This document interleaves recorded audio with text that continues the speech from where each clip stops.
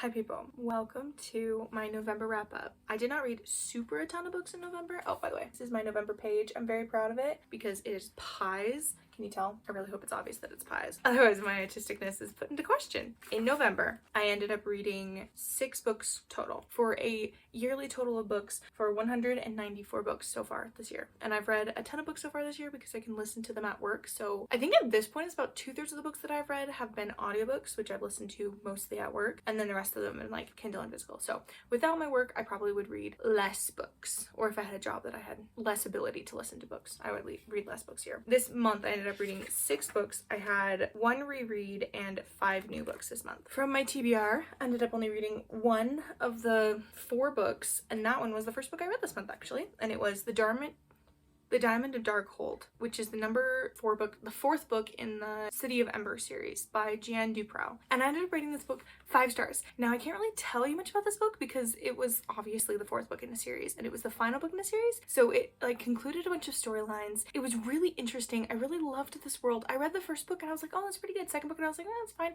Read the third book this year and I was like, oh, this is really good. I really like this.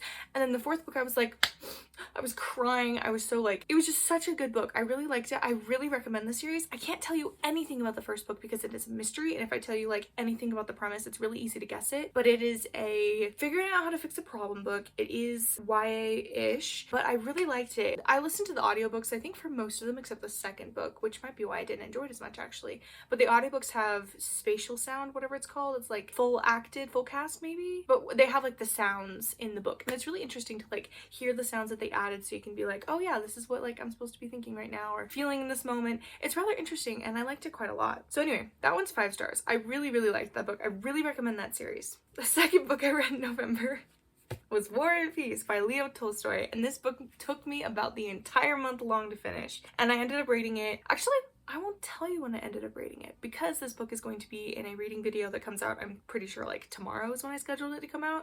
So you'll see my full rating in that book and all of my thoughts on this book. But I'll give you, it was middle of the road. It's so interesting. I really liked my reading experience of this book, even though I didn't really love the book. Like reading this chunk or this thick old thing of a book that sat on my shelf for years and years and I've wanted to read since I was in literal middle school made me feel so accomplished, and not in like the yes I've checked this off, like in the I have slayed a dragon, I have climbed Mount Everest, and I have talked to the sage wisdom person up there, and it just felt so wonderful. It felt so wonderful to finally like accomplish this behemoth of a task, specifically like at the end of a year when I kind of been thinking about reading it for a couple months, and it just like it felt so good to read this book. I'll give you a little bit of backstory on why I wanted to read War and Peace. I read Wonder by R.J. Palacio.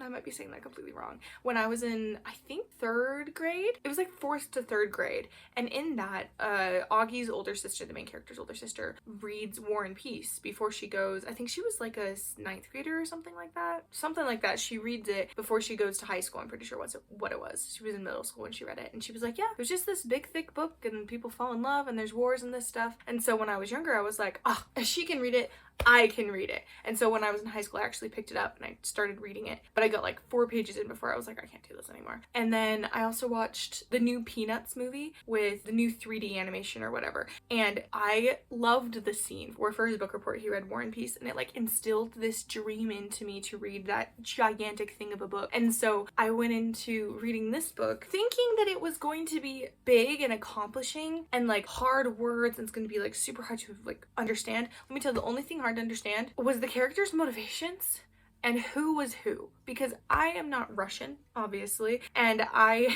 am very much an English speaker, and so reading Russian names is something I can't get. Like, I have read, I think, Crime and Punishment by Dostoevsky. I did this in another video. I couldn't say Dostoevsky. I'm pretty sure that's how you say it. My dad, I was like saying this to my dad after, and he was like, it's Dostoevsky. And I was like, I can't say it again. There you go. I can't speak Russian or think it or understand it, but I was reading Crime and Punishment. And in that book also, it took me so long to figure out who the characters were because I can't understand Russian because I'm not a Russian speaker. So all the names kind of look similar. So for this book, I ended up listening to it half through audiobook and half physically. And I'm so glad that I did that because it helped me just get through a large chunk of the book without having to sit down and dread reading it every single time. And I managed to listen to a huge chunk of it, and at the end of the book I was able to sit down and read the rest of it and really like understand the ending, because listening to the audiobook was so interesting because it kind of like jolted me out of it at points where I would like kind of stop listening for 2 seconds, and because I couldn't really understand the words anyway, when I would click back in, even if it was like half a sentence later, I'd feel like I was completely lost. I didn't know what was going on, and so I ended up having to physically read the second half of the book just so I'd like actually understand what was going on in the world. But it was a really good book to accomplish reading, and I'm very glad that I did. And for my full rating, you can watch the reading vlog. I should tell you, this book has violence, random swearing in it at points. It has excessive essays. So many essays, because I read the unabridged version, which I have to say I recommend reading the unabridged version, because reading the abridged version would probably make the moral even harder to understand than it was. I'll go into that in the video if you want to watch it. And then after I finished reading that book, I was like, you know what, I don't know what I'm feeling, I don't know what I'm thinking, I just finished this giant book, I don't know what to read. And so I ended up reading a book recommended to me by my brother. It's not even a book, it's just a short essay by George Orwell called Lear Tolstoy and the Fool. And it was about how Leo Tolstoy hated Shakespeare and wrote an essay about why he didn't like Shakespeare, and he used arguments and facts to back up his reasoning. And George Orwell basically said he wasn't really using arguments and facts. And it was a really interesting essay talking about how he was a very biased, grumpy old man towards the end of his life, and it really put a lot of War and Peace into perspective, just like how the guy was thinking. And I was like, okay, that makes sense. Like, my opinion on this book feels more correct after understanding that he really just was a grumpy old man. So that one I rated, it was an essay, but I rated it 5 stars because it was like an entertaining essay and it was fun to read. 4th book I read in this month was Love in a Mist by Sarah M. Eden, and this is the 5th book in the Gent series, which actually the Gent series is right behind me right here. And I loved this book, ended up rating this one 5 stars also. It was so good.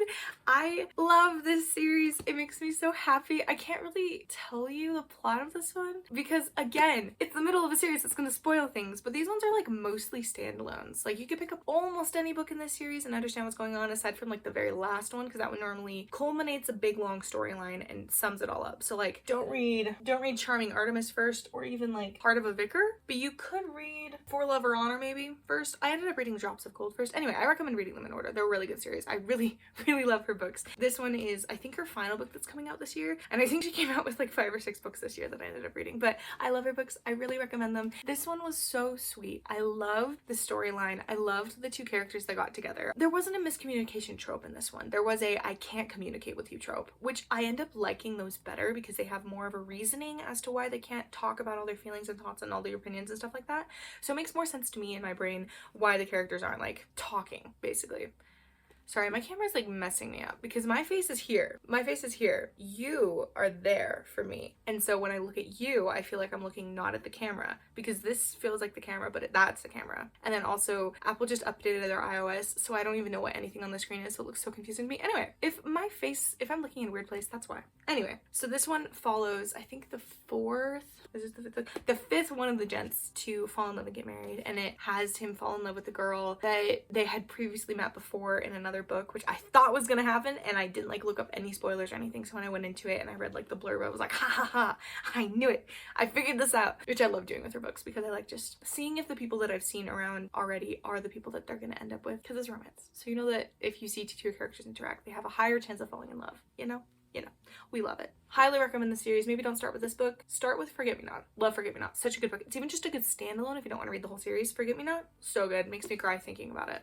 Then I read The Happiness Project by Gretchen Rubin, and I ended up rating this one 5 stars also. This month has so many 5 stars. This book was so good. This was a nonfiction about how she just did a project to figure out how to be happier. So each month she formed a new resolution, and that resolution was to further her happiness along in some ways. So for instance, she spent a year, the subtitle says, how she spent a year trying to sing in the morning, clean my closets, fight right, read Aristotle, and generally have more fun. So she's just trying to find ways to make her life happier without like doing amazing, fantastic things, or just like little things. And this book isn't a, you should do this too. It is a, this is what I did, maybe it'll help you to understand like what I did to see if it helps you. And that just, I love books like that. They make me so happy. They make me feel so seen, I guess. Because I hate nonfiction that's just like, I did this and you must do this too. It feels so preachy and dull. But this one didn't, and I really liked it. I like the way she thinks.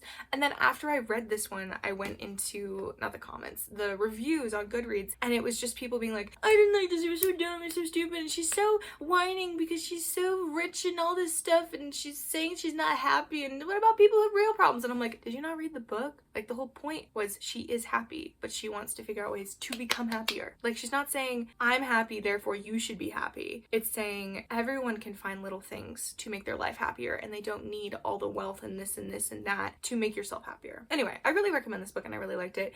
My further thoughts will be in a reading vlog later. And then the final book I read in November was Into the Wild by Erin Hunter, and this is the first book in the Warrior series. I hear you saying, you are an adult. Why are you reading a book about cats? And to that I say, I read them when I was a child, and I just really needed something nostalgic after reading War and Peace.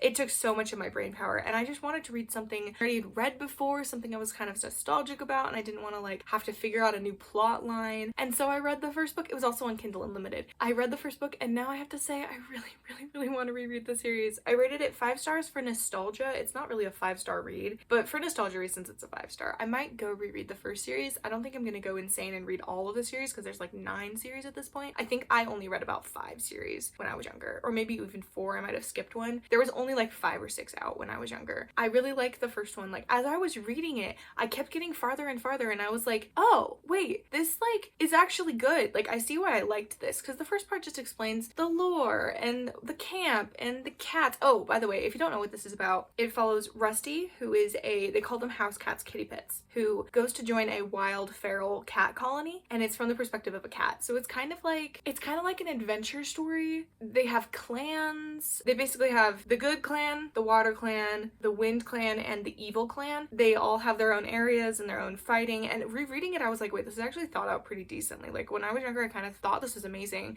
and then when I got older I felt like it was more arbitrary, but reading it I was like, yeah, actually this kind of makes sense. Like, it makes sense that they'd have their own territories and stuff, and like the areas, because that's what actual animals do, is they have their own territory where they like fight and they live in. I thought it was really interesting. The plot kind of follows him as he tries to become a cat in this wild place. Also, obviously Into the Wild is the name of the book, and it's just interesting, and I liked it, and I was surprised that I liked it as much as I did. So don't be surprised if on my next wrap up you see 5 more cats books, because I kind of want to read them, but I want to read them after bookmas, so it'll be in a little bit. Now you might be thinking, Rosie, this video is, you know, done, right? You just talked about all of the stuff you wanted to talk about book-wise. What in the world can you have to talk about for however left is left of the runtime? And to that I say, it is time to talk about the books I want to read in December. That's right, we're going to talk about my Christmas TBR. First off, I just bought a new book yesterday, and I'm very excited. I'll talk about this one first because I am chomping at the bit to read this book. This book is called The Dogs of Christmas, and it's by W. Bruce Cameron, and there's so much junk on the cover. What in the world? I just got this from the thrift store, so it's not like, not pristine, but I don't know what in the world is on the cover. Dog drool, maybe? Maybe it's old sticker that's just really old. Ew. Anyway, so looking at this book, what do you think this book is about? Because for me, I thought this was going to be like stories from a dog's perspective every day of Christmas. So like a 25-day little dog story, cute puppy thing, right? No. So I'm just going to read like the first bit of the back because I don't like reading the whole thing because it spoils too much and I figure stuff out too quickly.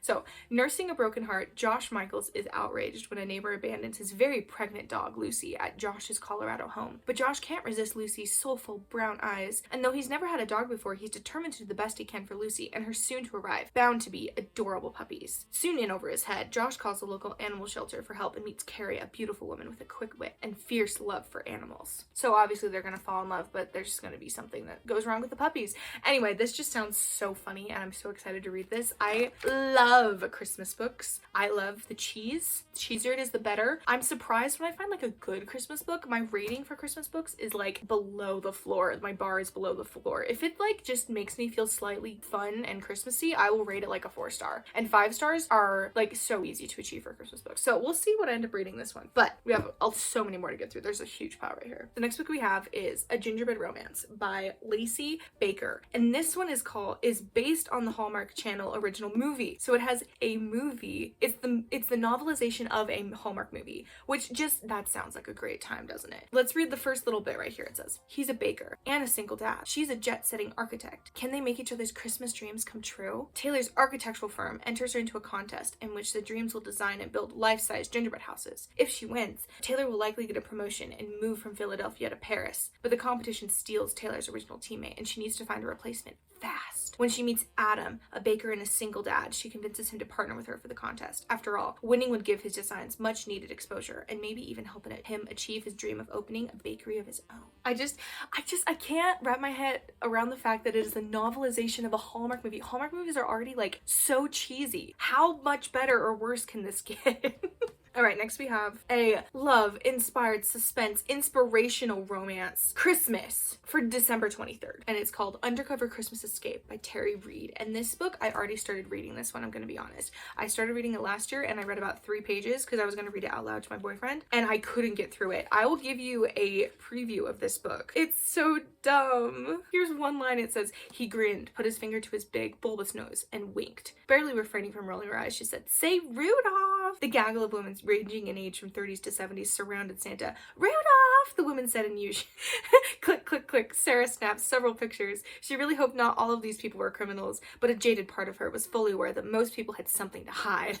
It just is so funny because it's supposed to be like she's obviously okay. I'll read the back. "An undercover mission has deadly consequences. The assignment was simple: infiltrate an office Christmas party, gather evidence, and take down a drug cartel. However, DEA agent Duncan O'Brien and Deputy U.S. Marshal Miles Morales encounter more than they were expecting when masked thieves crash their undercover operation and abduct Sarah, who narrowly escapes. Can Duncan and Sarah work together despite their competitiveness and hidden attraction to capture a merciless drug lord before this Christmas becomes their last?"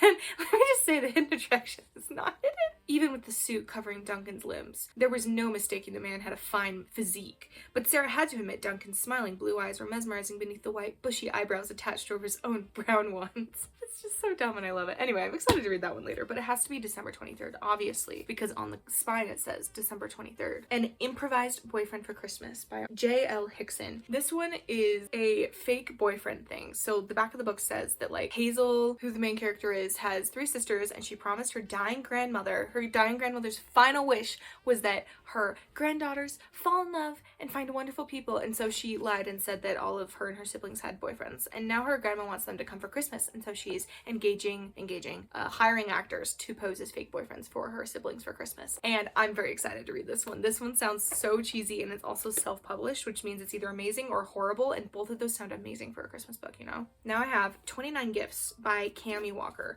I do not have a back to this book, so I can't tell you exactly what it's about. It's like a bunch of short stories about giving things. I don't know. Actually, the subtitle says How a Month of Giving Can Change Your Life. So it sounds like a good book to read around Christmas because you give books around Christmas, but I don't even know. Oh, okay. So the first 29 chapters are from her, and then the second part are stories from the community. So like people who have given people who have given their stories. So that'll be interesting to read. Okay, I'm excited. I really like nonfiction and I like having at least one specific nonfiction for a season so I can start reading nonfiction books. This one's probably going to be in a reading blog later. A Timeless Romance Anthology. I have read so many of these in my life because I love romance anthologies or just anthologies in general. I think they're so much fun. And this one is called Winter Collection and it has 6 historical short stories. One of them is by Sarah Eden, so, you know, obviously I had to pick it up. And then we also have Heidi Ashworth, Annette Lyon, Joyce D. Pacenta, Donna Hatch, and Heather B. Moore. So this one I might not get read around Christmas itself because it's a winter one. So I might read this in like February or something, but this is kind of, it's my winter / Christmas TBR. Then we have Deck the Halls by Mary Higgins Clark and Carol Higgins Clark. And I'm 90% sure this is a thriller.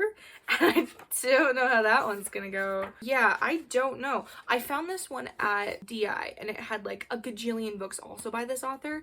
And I ended up just getting one because I didn't want to get a bunch if I didn't like love it. And so I picked up one and the rest of them were like either romances or thrillers. So this one could be a thriller or a romance. I actually don't know because I don't have any back of the book or summary blurb or anything and I don't want to look it up because that ruins the suspense. So even if it's not a thriller, I'm getting suspense out of it. This one sounds fun. This, like, it literally looks like a book you should read on Christmas, right? Then we have Treasure Island by Robert Louis Stevenson. And you might think, that's weird. Why would you read that? And to that I say, Emma M. Lyon.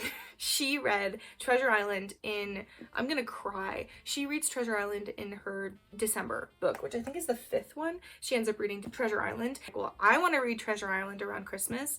I will be Emma then, obviously, right? If you don't know, Emma Line is one of like my favorite series in the world, and I discovered it this year and I love it so much. And I'm so excited for the 9th book that will come out. Literally, we don't even have a release date yet, which makes me sad, but also it makes me happy because it means she's taking her time and she's writing it well, which is fine. I still have 2 more of Beth Brower's books to read. I haven't read them yet. They're on Kindle Unlimited, and I'm saving them for a rainy day because I know if I read one of them, I'm gonna go into a book slump because I'm not gonna have any more Beth Brower to read. But at the same time, I'm like, I want to read all of the books she's ever written. Anyway, Treasure Island. This one is, if you've seen Treasure Planet, it's basically the same thing. It follows a boy who gets wrapped up in a pirate expedition to go find treasure on a place called Treasure Island. And I've never actually read the actual book, but this one was really, it's just like a special edition, and I thought it would look really nice on a bookshelf. And I cannot tell if this one is abridged or not. I don't think it is, but it has like pictures and stuff in it, because obviously this is like a younger kid book, and I thought it looked really cool. If it is abridged, I'm gonna find an unabridged version to read because I don't like abridged versions, but I really liked this copy anyway, so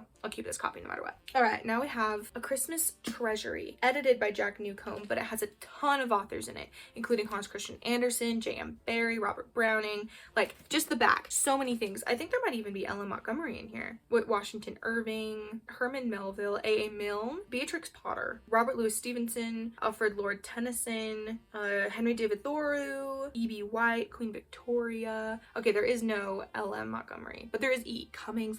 There's so many, and it's just a collection of short stories and poems, and there's just a bunch of stuff in here. If I do read any this year, it's going to be just like a couple things. I don't think I will read the whole book in one sitting. I just love classic Christmas stories, and I loved the cover too. It just has like a boy and a girl with a Christmas tree, and it looks so nice. I was so happy to find this one at DI, and it's in such good condition too. A Christmas to Remember by Jenny Hale. I'm gonna be honest, I literally just picked this up because I liked the spine and I thought the cover looked fine, and I don't know anything else about this book. It looks like one of the books you'd find in like a bargain bin at Walmart, so I'm not expecting this to be like the best quality book in the world. Now, why did I take the sticker off? Now my book is sticky. A heartwarming Christmas story about the magic of childhood memories, the strength of family, and the joy of falling in love when you least expect it. So that sounds pretty good, right? But it also sounds like a Hallmark movie. Carrie Blake loves her job as a nanny, but while her friends are settling down, all of Carrie's time is spent with other people's families. Though it breaks her heart, her New Year's resolution is to embark on a new career and fix her lonely personal life, but only after she finishes one last amazing job. The house is beautiful, the kids are adorable, and she's in charge of decorating the tree. There's only one problem: her boss. Single dad Adam Fletcher might be both handsome and successful, but he's always working.